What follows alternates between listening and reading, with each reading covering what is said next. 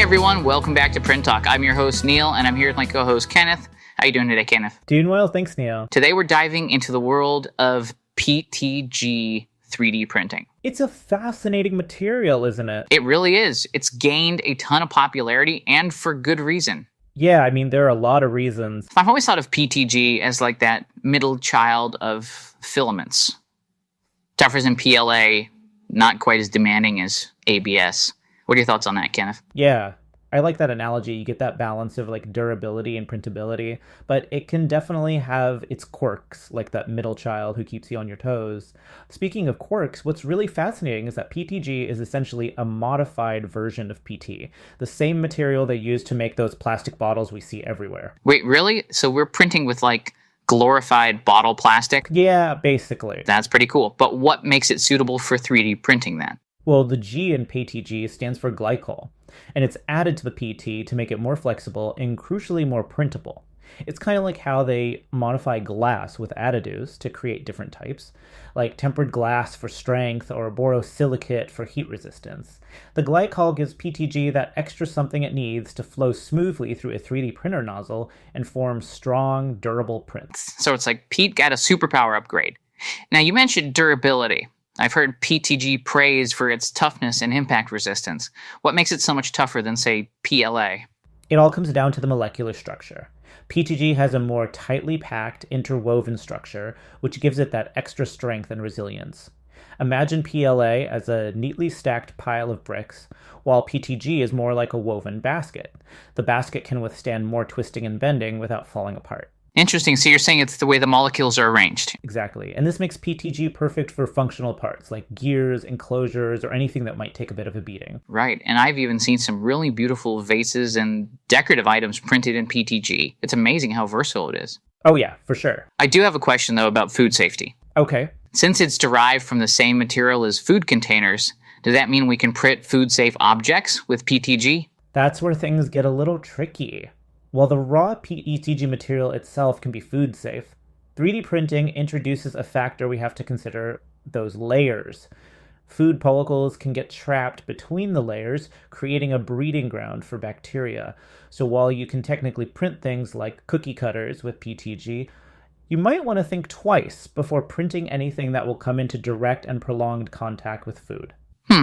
Yeah, that makes perfect sense. Yeah. So maybe hold off on printing those PETG lunchboxes for now, right? Probably a good idea. Okay, we've talked about the good stuff, Yeah. the toughness, the versatility, but we've got to be honest. PETG has a bit of a reputation for being, let's say, temperamental. What are some of the things that make it a challenge to work with? Yeah, it's true. PETG can be a bit finicky. One thing that can be quite frustrating is its tendency to ooze and string more than some other filaments. You get those wispy strands of plastic, the dreaded PETG beard, as some call it, and it can really mess up your print's surface finish. Oh, tell me about it. Those strings are the bane of my existence. It's like PETG just loves to leave its mark everywhere. What can we do to combat this stringing issue? Well, a big part of it comes down to fine-tuning your retraction settings. Retraction is the process of pulling the filament back slightly when the nozzle is traveling between printing moves to prevent that oozing. It's crucial to get the retraction distance and speed just right for PETG. So it's all about finding that sweet spot with retraction. And what about the printing temperature? Does that play a role in oozing and stringing? Absolutely. PETG likes it hot, generally printing between 220 and 260 degrees Celsius. But if you go too high, you can end up with excessive oozing. On the other hand, if the temperature is too low, you might get under extrusion, where not enough filament is being pushed out, and that can lead to weak layers and other issues. It's a balancing act, and that's where those test prints come in handy. Right. Speaking of things that can be a challenge with PETG, I've got to bring up its hygroscopic nature. The fact that it absorbs moisture from the air seems to cause all sorts of headaches. Is there anything we can do to prevent this? Absolutely. That's another crucial point. PETG's its love for moisture can really impact print quality.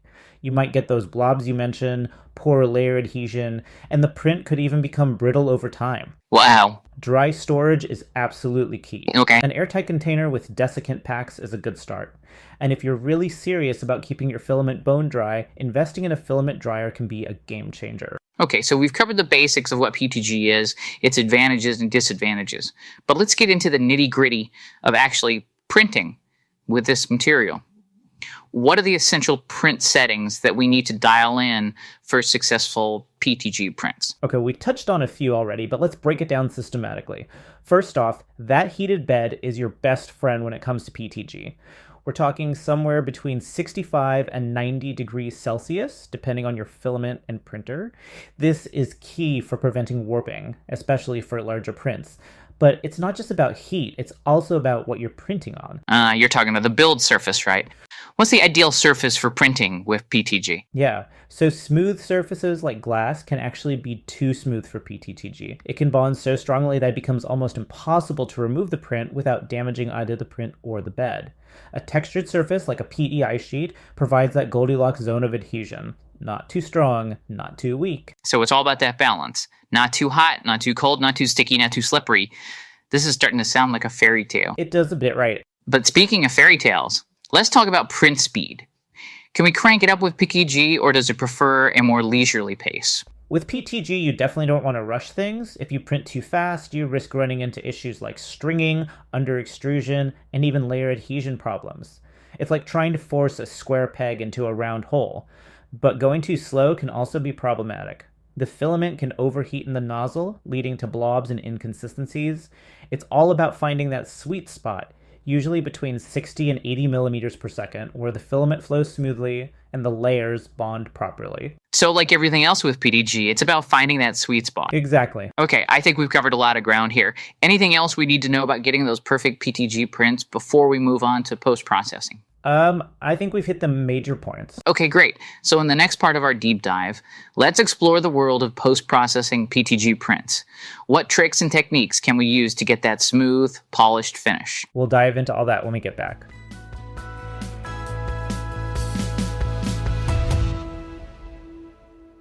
Welcome back, everyone. We've covered a lot of ground so far, from understanding the unique properties of PETG to navigating its, shall we say, more challenging aspects. It's been quite the journey through the world of PETG printing, hasn't it? It has. But the journey doesn't end when the print finishes, right? No, not at all. We still have to make those prints look their best. Right. So let's talk post-processing. I know you mentioned that chemical smoothing, like acetone vapor smoothing for ABS, isn't an option for PETG. Yeah, that's right. But what are our options for getting that smooth, polished look? Yeah, so those chemical smoothing techniques won't work with PETG, but we've got other tools in our arsenal. One of the most versatile is good old-fashioned sanding and polishing. Sanding and polishing. It sounds so simple. But I've heard that sanding PETG can be a bit tricky because of its relatively low melting point. That's a common misconception. While PETG does have a lower melting point than some other materials like ABS, its glass transition temperature, the point at which it softens, is actually quite high. This means you can sand PETG without worrying too much about it melting under the friction of the sandpaper. Oh, that's good to know. So walk us through the sanding process. What grit sandpaper should we be using, and how do we avoid creating those unsightly sanding marks? The key to successful sanding is to start with a coarser grit, like around 100, to remove larger imperfections, and then gradually work your way up to finer grits, 200, 400, 600, and even higher if you want a really polished finish. And here's a pro tip. Wet sanding can make a big difference. Wet sanding. What's the advantage of that? It helps to prevent clogging, keeps the surface cool, and can result in a smoother, more consistent finish. Just keep the sandpaper and the part wet while you're sanding, and you'll see the difference. I'm definitely going to give that a try. Yeah. So sanding is one option. What else can we do to smooth out those PETG prints, especially if we're not a fan of spending hours with sandpaper? If you're looking for a faster, less labor-intensive option, you could try a product called XTC3D. XTC3D. That sounds intriguing. What is it, and how does it work? It's a two-part epoxy resin that you mix together and apply to your print. It creates a smooth hard coating that can fill in those layer lines and imperfections, giving you a surface that's much easier to sand and polish. So it's like a layer of magic that transforms a rough print into a smooth masterpiece. But is it food safe? Unfortunately, no. Epoxy resins like XTC3D are generally not considered food safe, so if you're printing something that will come into contact with food, it's best to stick with sanding and polishing. Got it. Safety first always. All right, any other tricks up your sleeve for smoothing out PETG prints? Well, there's always the heat gun method, but I have to offer a word of caution here. The heat gun can be a powerful tool for smoothing out PETG, but it's also easy to get carried away and end up with a melted mess. I can imagine. It's like playing with fire. So how do we use a heat gun safely and effectively to smooth out PETG? The key is to use controlled bursts of heat and keep the heat gun moving constantly. Don't let it linger in one spot for too long, or you risk warping or even melting the plastic. You want to keep the temperature around 230 degrees Celsius, which is roughly the same as your printing temperature, but practice on some scrap pieces first to get the feel for it. Okay, so patience and a steady hand are essential for heat gun smoothing. Got it. We've talked a lot about smoothing out those surfaces, but what about those pesky imperfections that sometimes pop up during printing, like blobs, zits, or even layer separation? What's the best way to deal with those? Let's tackle those one by one. First, those dreaded blobs and zits. Moisture in the filament, printing at too high a temperature, and inconsistent filament flow can all contribute to this problem. Keeping your filament dry, dialing in that perfect temperature, and making sure your extruder is working smoothly can go a long way in preventing these imperfections. And what about when they do appear, despite our best efforts? How do we get rid of them? A sharp hobby knife or a pair of flush cutters can be your best friend in these situations. Carefully remove those imperfections, and then you can sand and polish the area for a smooth finish. So it's a bit of surgery, but with a little finesse, we can make those imperfections disappear. Now, let's talk about layer separation. It's like the heartbreak of 3D printing. Yeah. You think your print is going perfectly, and then you see those layers starting to peel apart. What causes this, and how can we prevent it? Layer separation can be caused by a few things. Printing at too low a temperature is one culprit. If the filament isn't hot enough, it won't flow properly and bond well to the previous layer. Excessive cooling can also be a problem. If your part cooling fan is blasting too much air onto the print, it can cool the plastic too quickly, preventing those layers from fusing together properly. So it's a delicate balance between heat and cooling. What's the sweet spot for part cooling with PETG? It really depends on your printer, the ambient temperature, and the specific model you're printing. But as a general rule of thumb, you probably don't need to run your part cooling fan at full blast with PETG. You might even be able to turn it off completely for some prints, especially if you're printing in an enclosure where the temperature is more stable. Interesting. So sometimes less is more when it comes to part cooling. Who knew? We've talked about blobs, zits, and layer separation. What about warping? That's another issue that can rear its ugly head, especially when printing larger parts. Any advice for keeping those prints nice and flat? Warping is a common challenge with many filaments, and PETG is no exception. But we've already discussed one of the most effective ways to combat warping, that trusty heated bed. It's like a warm hug for your print, keeping those edges from curling up. Okay, so the heated bed is our first line of defense against warping. But are there other things we can do to prevent those corners from lifting? Absolutely. Remember that textured build surface we talked about earlier? Well, it not only helps with bed adhesion, but can also reduce warping. And if you're printing a part with a particularly large surface area, consider using a brim. It's basically an extra ring of plastic that's printed around the base of your model, helping to hold those edges down and prevent them from lifting. Right. A brim. It's like adding a little extra support to those vulnerable edges.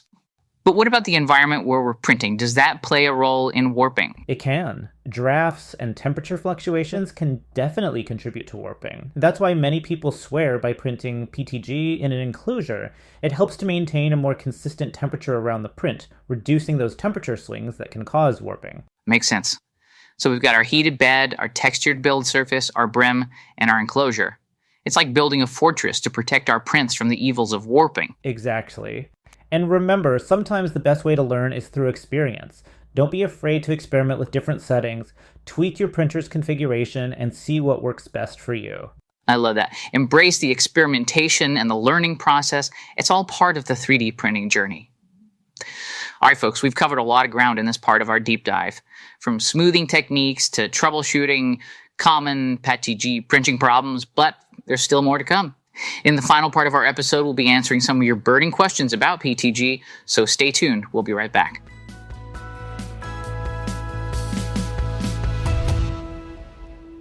Welcome back, everyone. It's time for the final part of our deep dive into the world of PETG 3D printing. I'm excited for this. Me too. Our listeners have been sending in some really great questions, and I'm eager to get your expert take on them. Let's do it. Okay, so let's dive right in. Our first question comes from Sarah. She asks, I've heard that PETG can be a bit brittle, especially compared to ABS. Is that true?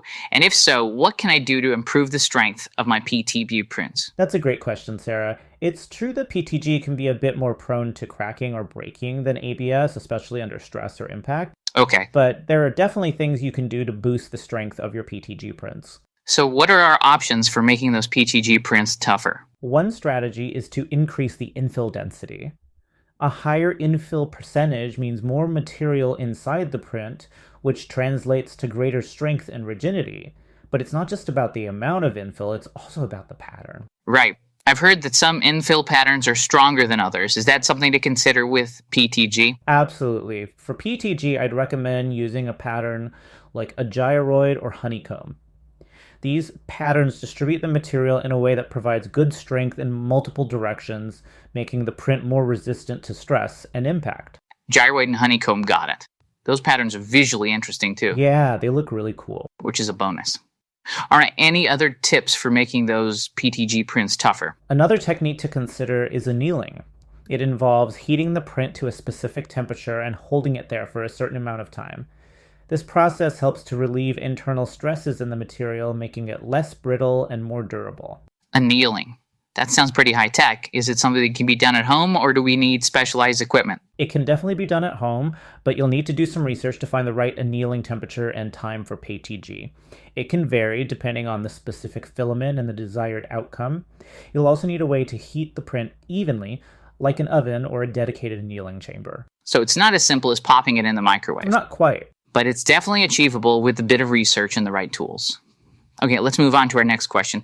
This one comes from Michael, and he's having some trouble with bed adhesion. He says, I'm using a glass bed with hairspray, but my PTG prints keep coming loose.